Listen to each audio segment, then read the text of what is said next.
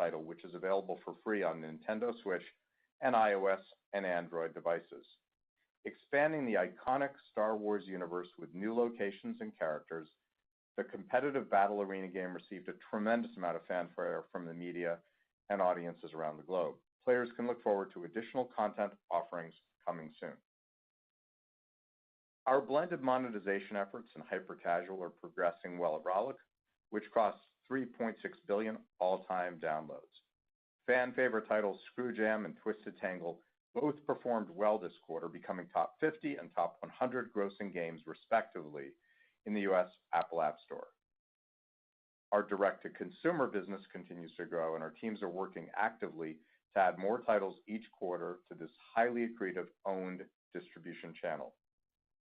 Looking ahead, Zynga has numerous titles in development and soft launch, including the latest installment in their popular racing franchise, CSR Racing 3. In closing, I believe that our talented creative teams and owned portfolio of iconic entertainment franchises are driving both the consistent performance of our company and our potential to achieve unprecedented levels of multi-year growth. As we focus on our strategic priorities and embody our core tenets of creativity, innovation, and efficiency, I'm confident that we'll set new benchmarks for our industry and deliver strong returns for our shareholders. I'll now turn the call over to Karl. Thanks, Strauss. I'd like to thank our teams for continuing to deliver immersive and engaging entertainment experiences that are strengthening the foundation for our long-term success. Turning to our recent releases and announced offerings for the current year. On July 25th, Zynga launched a new puzzle RPG title, Game of Thrones Legends, which invites players to journey through the magical land of Westeros, featuring characters, lores, and storylines from HBO's popular Game of Thrones and House of the Dragon franchises. The game marked the exciting return of Emmy and Golden Globe nominated actor Kit Harington to the franchise, who also starred in a marketing campaign set in the title's immersive world. Player reception has been positive, with the title entering the top 10 in the overall free games category on the US Apple App Store and on Google Play in the US. 2K and Visual Concepts will once again set new standards of excellence and realism for basketball in our industry with the launch of NBA 2K25. The title officially launches on September 6th, and we are excited to offer fans that have pre-ordered the game the ability to play up to 2 days early. Players will be able to forge a dynasty in My Career and compete in the new My Team modes. Those on Gen 9 platforms will experience an added 6th era in My NBA, a more dense and interactive city, and the chance to cement their GOAT status in the W. We are thrilled that Visual Concepts will release the Gen 9 version of NBA 2K25 for PC, which will provide our passionate community access to our series' most advanced gameplay and stunning graphics. 2K will have more details to share about the game leading up to its launch. In addition, Visual Concepts is currently developing WWE 2K25, which promises to take our successful pro wrestling franchise to new heights when it launches later this fiscal year. Later this month, 2K and Firaxis Games will reveal more details about the eagerly anticipated launch of Sid Meier's Civilization VII, a revolutionary new chapter in our epic strategy video game franchise. In this 4X strategy game, players can establish their civilization and construct cities and architectural wonders to expand their territory, conquer or cooperate with rival civilizations, and explore the far reaches of the unknown world. We can't wait for Civ fans around the world to enjoy what promises to be the best title in the series' 30-year history. We also successfully launched a mobile Civilization game in China through our partnership with Tencent, and are pleased that the title hit #1 on iOS and Android stores at launch. In closing, as we continue to execute upon our strategy, we believe that there are many opportunities that will enable us to deliver a period of significant margin expansion, long-term growth, and shareholder returns for Take-Two. I'll now turn the call over to Lainie. Thanks, Karl, and good afternoon, everyone. We achieved solid first quarter results by engaging our players with exciting new game releases and content updates, while maintaining our focus on efficiency. We continue to have great confidence in our ability to deliver a multi-year period of growth. Our core franchises remain healthy, Our teams are hard at work on the most ambitious development pipeline in our company's history, and we remain focused on new growth opportunities to enhance our business model and financial profile. I'd like to thank our teams for enabling us to captivate millions of players every day and for their unwavering support for our long-term vision. Turning to our results, we delivered first quarter net bookings of $1.22 billion, which was in line with our guidance range of $1.2 to $1.25 billion.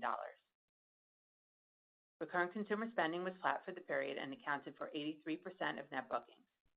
Mobile increased mid-single digits, driven by the addition of Match Factory and growth in Toon Blast, which was partially offset by declines in our hyper-casual mobile portfolio and Empires & Puzzles.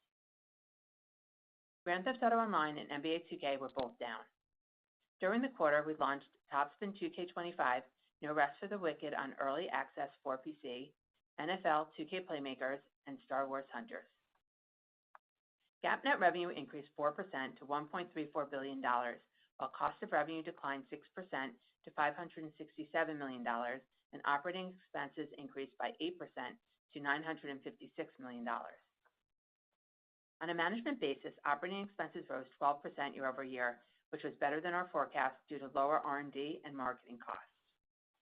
Turning to our guidance, I'll begin with our full fiscal year expectations. Our business is performing well, and as Strauss mentioned, we are reiterating our net bookings outlook range of $5.55 to $5.65 billion, which represents 5% growth over fiscal 2024. The largest contributors to net bookings are expected to be NBA 2K, the Grand Theft Auto series, Toon Blast, our hyper-casual mobile portfolio, Match Factory, Empires & Puzzles, the Red Dead Redemption series, Sid Meier's Civilization VII, and Words with Friends. We continue to expect recurrent consumer spending growth of approximately 3%, representing 77% of net bookings. Our recurrent consumer spending forecast assumes a high single-digit increase for mobile, driven by Match Factory and Toon Blast, which are partially offset by declines in our hyper-casual mobile portfolio and Empires & Puzzles. We expect flat results for NBA 2K and a decline for Grand Theft Auto Online.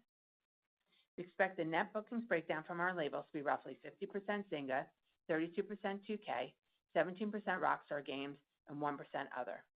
And we forecast our geographic net booking split to be about 60% United States and 40% international. We now expect non-GAAP adjusted unrestricted operating cash flow to be an outflow of $150 million, and we plan to deploy approximately $140 million of capital expenditures, primarily for game technology and office build-outs. We expect GAAP net revenue to range from $5.57 to $5.67 billion, and cost of revenue to range from $2.38 to $2.41 billion. The total operating expenses are expected to range from $3.7 to $3.72 billion, as compared to $5.83 billion last year. On a management basis, we expect operating expense growth of approximately 10% year-over-year. This is largely due to an increase in ongoing marketing support for Match Factory, as well as other mobile and immersive core launches planned for the year. The addition of Gearbox and higher personnel costs partially offset by savings from our cost reduction program. Excluding incremental marketing and the addition of Gearbox, our operating expenses are expected to grow low single digits over last year. Now moving on to our guidance for the fiscal second quarter. We project net bookings to range from $1.42 to $1.47 billion, compared to $1.44 billion in the second quarter last year. Our release slate for the quarter includes Game of Thrones Legends and NBA 2K25. The largest contributors to net bookings are expected to be NBA 2K, the Grand Theft Auto series, Toon Blast, Match Factory, our hyper-casual mobile portfolio, Empires & Puzzles, Words with Friends, the Red Dead Redemption series, and Merge Dragons. We project recurrent consumer spending to increase by approximately 5%, which assumes a low double-digit increase for mobile, driven by the addition of Match Factory and growth in Toon Blast, which are partially offset by declines in our hyper-casual mobile portfolio and Empires & Puzzles. We expect flat results for NBA 2K and a decline for Grand Theft Auto Online. We expect GAAP net revenue to range from $1.29 to $1.34 billion. Operating expenses are planned to range from $982 to $992 million. On a management basis, operating expenses are expected to grow by approximately 27% year-over-year, which is primarily driven by additional marketing from Match Factory and Game of Thrones Legends, and the addition of Gearbox, partially offset by savings from our cost reduction program. In closing, we are confident in our ability to deliver a strong multi-year trajectory of growth driven by our industry-leading talent, our diverse portfolio of iconic owned intellectual properties, and our groundbreaking development pipeline. As we capitalize on our competitive advantages and pursue our strategic priorities, we believe that we will continue to grow our business, enhance our profitability, and deliver long-term value for our shareholders. Thank you. I'll now turn the call back to Strauss. Thanks, Lainie and Carl. On behalf of our entire management team, I'd like to thank our colleagues for delivering results consistently that reflect our unique ability to provide the highest quality and most engaging entertainment offerings to our player communities. To our shareholders, I want to express our appreciation for your continued support. We'll now take your questions. Operator? Thank you, sir. We will now be conducting the question and answer session. If you would like to ask a question, please press star one on your telephone keypad. A confirmation tone will indicate that your line is in the queue. You may press star two to remove a question from the queue. For participants using speaker equipment, it may be necessary to pick up your handset before pressing the star keys. One moment, please, while we poll for questions.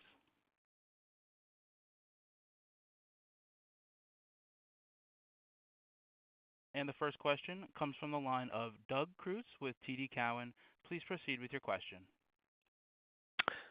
Hey, thanks.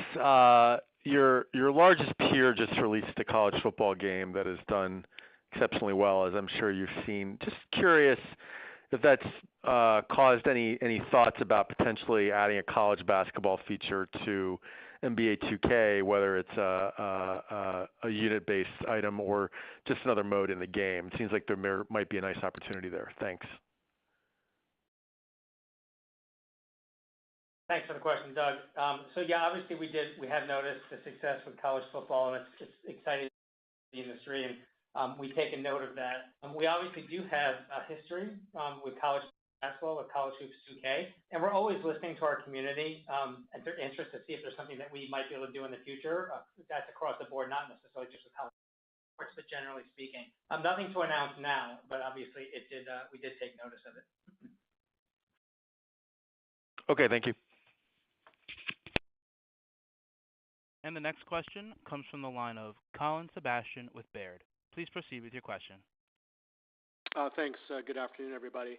I guess first off, with at least a year or so to go on development of the next GTA, I was just curious if you could sort of outline perhaps generically at this point in the production cycle of a game at this scale, what parts of development are left to complete, I guess. Are you still in the midst of core development? Are you approaching the testing stage? Any sort of color there I think would be interesting. And as a follow-up, Lainie, the increase in OPEX guidance for the year, is that more to support with marketing new titles, or was that something related to Gearbox? Any clarification there would be great. Thank you.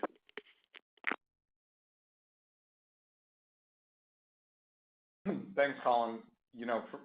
First of all, where we would be in dev would be title specific. So at this stage of the game, it really would vary depending on the title. There's really no cookie cutter answer to your question, but in any case, it's not the kind of insight that we would give with regard to any specific development that's going on at the company. In terms of the increase in the OPEX, it's mostly driven by the acquisition of Gearbox and to a lesser extent, higher marketing, personnel, and occupancy expenses. Okay, thank you guys. And the next question comes from the line of Andrew Marok with Raymond James. Please proceed with your question. Yeah, thanks for taking my question. Maybe kind of a corollary to the last question, but with the news of the strikes getting underway, I've seen the reports that it won't affect games in development before September 23, but maybe for some of the earlier stage projects, how are you able to adapt your processes to still make headway? And is there a point in the dev process where you could hit blockers?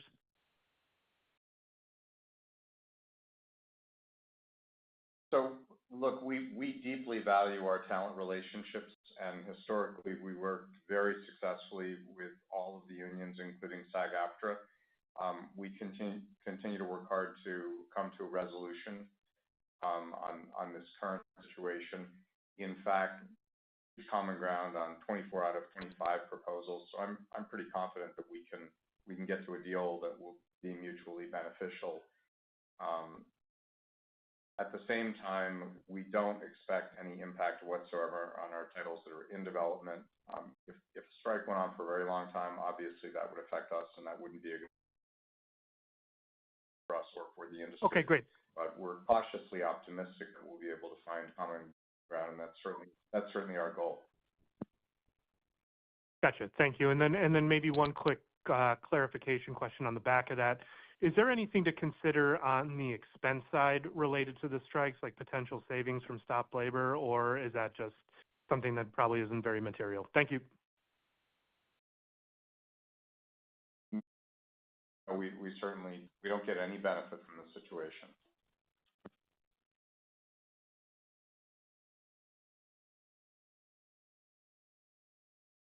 And the next question comes from the line of Drew Crum with Stifel.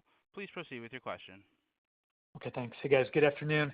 So I want to go back to Doug's question on college football as it relates to NBA 2K. Curious if you're seeing anything in terms of leading indicators you track or anticipating any impact on sales from, what appears to be now a more crowded sports category. And then, Lainie, just on RCS, it looked like it was a tad off your guidance for fiscal 1Q, but you kept the annual outlook unchanged. Can you just reconcile the two? Thanks.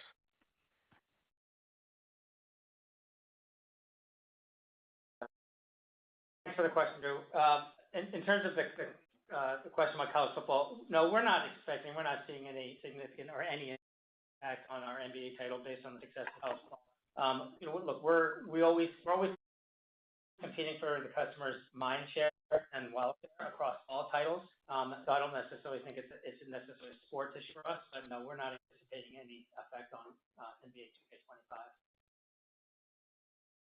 And for the RCS full year, it's being driven by Match Factory and Toon Blast, so that's why we're able to keep the full year. Which is good news. Yeah. Clear. Yeah, those games are doing fantastic. Got it. Okay, thanks, guys. And the next question comes from the line of Benjamin Soff with Deutsche Bank. Please proceed with your question. Hey guys, thanks for the question. I wanted to ask a little bit about Star Wars Hunters, and it seems like the first game of that type that you guys have released since acquiring Zynga. And so does this provide a blueprint to bring more AAA content to mobile? And just kind of curious to get your thoughts there. Thank you. Look, we're very happy with for Star Wars Hunters. It was a really ambitious title. I think the team at Natural Motion has done a great job, and I think the Zynga label actually has been really excited to launch this cross-platform title based on beloved IP. It's early yet to see how it will perform, so the jury is out, but it's off to a really good start. And I do think that this successful development does potentially inform other titles, but each title stands alone. And as you know, it is our preference to focus on intellectual properties that we own.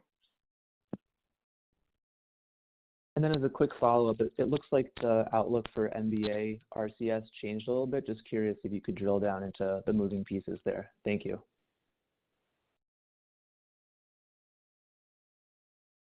So we had a slight miss in Q1.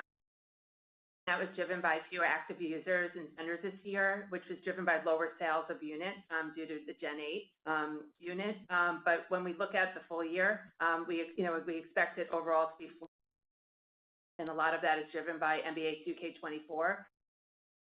We still have the same expectations that we did for NBA 2K25 as we did at the beginning of the year. Okay, that's helpful. Thanks, guys. And the next question comes from the line of Martin Yang with Oppenheimer & Company. Please proceed with your question. Hi, thanks for taking my question.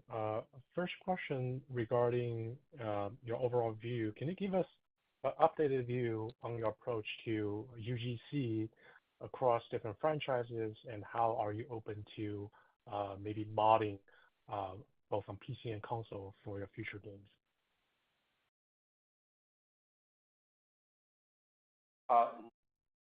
We've been very open-minded, and we certainly are very excited about many things that our users are delivering in their engagement with our titles and other people's titles. Obviously, we're excited about what we see in the modding community for GTA, and we think that's pretty exciting. At the end of the day, entertainment companies need to bring great entertainment to consumers. That is the starting point. And I'm not a believer that the industry will turn into a UGC-driven industry. However, for certain titles, for example, Roblox, they are really more platforms than they are individual entertainment titles.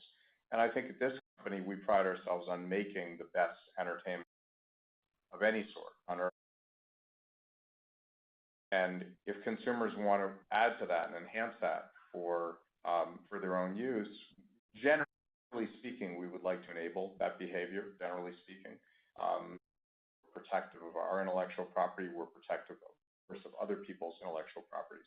But we do think that that can be a positive addition to the industry. I don't think it will define either our company or the industry, however.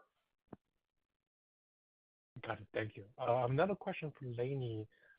Can you maybe clarify if GTA and NBA 2K24, did both franchise grow bookings on a year-over-year basis in the first quarter?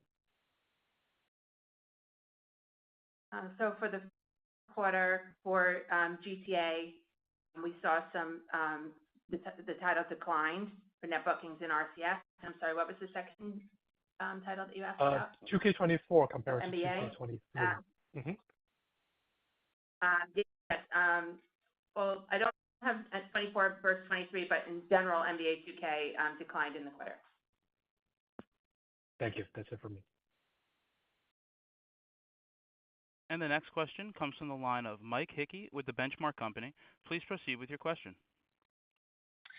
Hey, Strauss, Carl, Lainey, Nicole, great quarter, guys. Thanks for taking our questions. Just to Strauss, obviously, a lot of debate on our economic future here, near term. Always curious your opinion, but I guess more importantly, just how you're thinking about maybe sort of a darkening macroeconomic picture impact on your business. You already sort of weathered one storm on mobile live service. Do you feel like you're more resilient if we go into a more challenging environment again?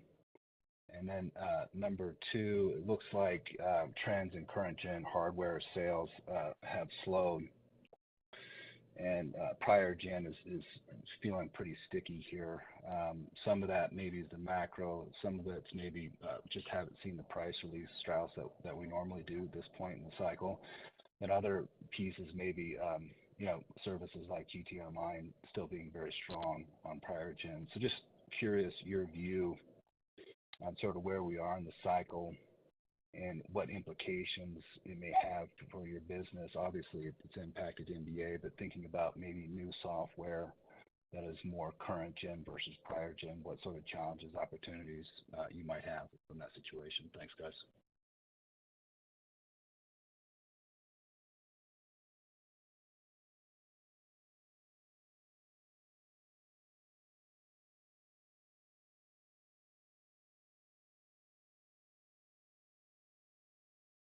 As drawdowns go, it was not a terrible drawdown. The unemployment rate at 4.2 or 4.4 is still very low. Unemployment, 114,000 jobs or so were added in the period, which is solid. As you know, people have left the workforce. So I'm not particularly worried from one report that we're heading into some kind of consumer recession. I don't see it. Now, I'm also not in the business of predicting that sort of thing, but the metrics don't support that. Generally speaking, the entertainment business is pretty resilient in such a situation.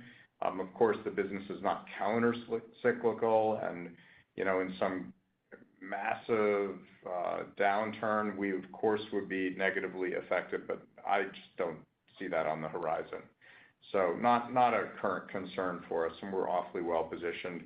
As you know, our industry is back in growth mode. Console business is in For software, that is up low single digits, mobile's up mid-single digits. So there are tailwinds, and our mobile business is really performing with all these new great titles, which we referenced today. And we're really excited about our console pipeline as well, which we think will continue to perform. Obviously, we're announcing a quarter where we're right on track with very consistent results that are squarely within or better than guidance and consensus. We've reiterated our guidance for the year, and we've said that we expect tremendous growth in fiscal 26 and 27. So we're about as optimistic as we can be without overstating the case, something that we try really hard not to do. Specifically with regard to hardware, I saw the same stats that you did, and it looks like if you just measure, 4 years in, last time, this time, seems to be like there's a bit of slowing. And the report I saw said, well, where are the pro devices and the like? But everything always changes. 4 years ago, PC wasn't anywhere near as meaningful as it is today for console type releases. That's a big growth market. And no, I don't think what consumers are saying is they're good with Gen 8 and don't care about Gen 9. We saw the exact contrary with regard to NBA 2K, where Gen 8 actually was not a high performer and performed worse than we expected. Gen 9 has been incredibly powerful. So I think the Gen 9 platforms will continue to perform. I think you'll continue to see meaningful growth in that installed base, and I wouldn't put too much weight on a particular period of time. I was asked earlier today by someone, what's next on the hardware side? And my attitude is, we're not in the hardware business, and I wouldn't even know how to answer that question. But what's next on the entertainment side, on the software side, is we've got a bunch of great titles in market, great live services, and great new titles coming. We have the best pipeline we've ever had, and it's close to coming to fruition. We feel really great about that. Thanks, Strauss. Good luck, guys. And the next question comes from the line of Omar Dessouky with Bank of America. Please proceed with your question. Hey, thanks a lot for taking my question. Strauss, I wanted to ask you, how big is the opportunity for a second soccer simulation game in the market? Whether you would comment on any rumors about 2K acquiring the FIFA license, and what your philosophy is on developing sports games, how long they might take, and what your strength might be in that regard. Yeah, there's a lot there. Look, we're in the soccer business. We have the number one mobile soccer manager title in top 11. We're really happy that we do. And we're also very mindful that it's incredibly difficult to build a great sim experience for console. It takes a long time. And that if you do it right, your users are very loyal and very embedded. I would just note with regard to the FIFA license that it does not bring along with it rights. It doesn't come with players, teams, or leagues. So it's not as simple, for example, as negotiating with the NFL or the NBA or MLB, where at most you have to negotiate with league and a players association. So for anyone who would want to compete in a straight-ahead sim environment for soccer, you wouldn't just have to address one particular brand license. There's a whole lot more than that. And I think from our point of view, we have a great sports portfolio led by NBA 2K. We have WWE 2K, which is growing and profitable, really robust. We have a superb partner in TKO, a great partner at the NBA with the NBA and the NBA Players Association, with great partners, the NFL and the NFL Players Association. We're in the tennis business. We're in the golf business, and the list goes on. I'm sure we will make more announcements in due course. Thank you very much. And the next question comes from the line of Clay Griffin with MoffettNathanson. Please proceed with your question. Hi, good evening. Thank you. Curious on the year-over-year change in advertising net revenue. I suspect that's something to do with the reorientation of the hyper-casual business. But But Strauss, maybe just talk about what you think advertising can do for your more core portfolio of mobile titles, like what you have in Peak. And would you prefer to see kind of, I guess, external sources of demand and advertising there, or do you think the bigger opportunity is this continued push into direct to consumer and really just investing in more of the in-app side? It really varies title by title. There are certain titles that really aren't built for much advertising. They're really more meant for in-app purchases. There are titles that can be both, and then there are titles that really have to be ad-driven. We have all of those. And we want to make sure that we do offer appropriate ad units where they do make sense, and that has been a very significant area of growth for Zynga since the acquisition, and I think that will continue. What we want to make sure is that we monetize all of the engagement. This is historically, the mobile business has been one where you monetize a very small part of the engagement, and that we don't think that ought to be the case. We think that if consumers engage, there ought to be a way to monetize through advertising, through in-app purchases, potentially through both, as long as it's a really high-quality experience. I think that's a completely separate topic from a direct to consumer offering, and that has been an area of enormous growth for many of our titles, but again, not all of them. Obviously, if a title's only ad-driven, that's not a relevant opportunity. We still really value our retail partners for distribution and marketing. We intend to stay in business with them. Our strategy is to be where the consumer is. We don't intend to cut anyone off or try to own 100% of the business. However, when it makes sense to go direct to consumer, we will, and that has presented an enormous margin opportunity for us. Great, thanks. And the next question comes from the line of Chris Schoell with UBS. Please proceed with your question. Great, thank you. You pointed to the multi-year ramp in bookings as the pipeline builds in 26 and 27. Lainie, can you remind us how you're thinking about operating leverage and efficiencies alongside the bookings ramp? I recognize you've been going through a period of development and investment, which has impacted margins in recent years, but is it fair to think we can see a return to more historic margin levels once your cost initiatives are implemented and these new titles are released? Thank you. As we come to 26 and 27 and we look at the pipeline and bringing it to fruition, we really have been working very hard in terms of reducing our cost structure, the organization, and looking at places that we could be more efficient. So we have announced a couple cost-cutting initiatives that we've been doing over the last couple of years and looking at ways to streamline the costs between our corporate departments and our labels, as well as look for areas that we can continue to improve, also looking at our pipeline and looking at titles that we think will be the most commercially successful.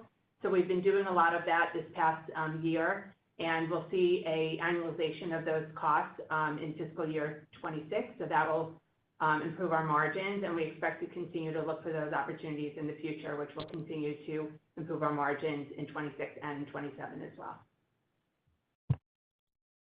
Okay, great. Thank you very much. And our final question comes from the line of Ed Alter with Jefferies. Please proceed with your question. Hi, everyone. Thanks for the question. Noticed the big GTA update this June was right at the end of the quarter, where last year was a few weeks earlier. Could you just talk about how those two updates did kind of compare to each other rather than with the arbitrary quarter end?